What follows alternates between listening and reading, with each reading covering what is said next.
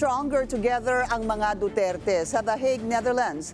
Mas matibay na raw ngayon ang kanilang pamilya ayon kay VP Sara dahil sa pag-aresto at pagsuko kay FPRRD sa ICC. Narito ang agenda report ni Hannah T. Feeling blessed si VP Sara matapos ang 3 oras na pagbisita sa kanyang amang si dating Pangulong Rodrigo Duterte. Ito na raw ang isa sa pinakamahabang usapan nila. Kaya naman, nagpasalamat siya kay Pangulong Bongbong Marcos sa mas matibay na relasyon nilang mag-ama ngayon. This really is ironic, but I have to thank Bongbong Marcos because there was forgiveness between me and PRD for all that has happened in our lives. Dumating sa ICC Detention Center ang bise pasado 1:40 ng hapon doon nitong Martes. Sinundan naman ito ng pagdating ng kanyang kapatid na si Ketty at longtime partner ng dating Pangulo na si Hanilet Avancenia. Ito ang unang beses na 3 family members ang bumisita sa dating Pangulo. Growing up, he was always busy with work, he was always busy with the country.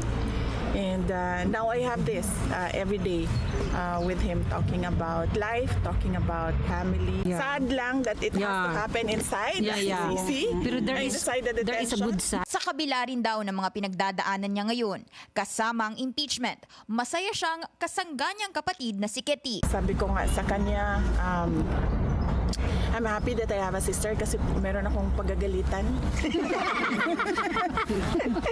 So, growing up, wala akong ganon, but meron ako niyan ngayon, pinagagalitan na kapatid. Ganito rin ang pananaw ni Ketty. Mas naging united daw ang kanilang pamilya ngayon, lalo na't kakatapos lang ng 80th birthday ng dating Pangulo. Turo daw ng kanyang ama, may tamang oras para sa lahat. I learned to take time to breathe, to slow down, and to just trust in God's time and take everything at my own pace. Nang tanungin kung sinisisi ba ng dating Pangulo ang Marcos administration dahil sa pagkaaresto niya, ani VP Sara, hindi raw mahilig manisi ang kanyang ama. Nahaharap ngayon sa kasong Crimes Against Humanity si FPRRD dahil sa kanyang madugong kampanya kontra droga. He always says, I did it for my country. Yes.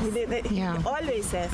Nasa maayos na kalagayan naman daw ang dating Pangulo sa loob ng detention center. Katakda na raw bumalik ng Pinas si VP Sara at inaayos na raw nilang magkakapatid ang schedule of visit sa dating Pangulo kasama si Davao City Mayor Baste Duterte at Representative Paulo Duterte.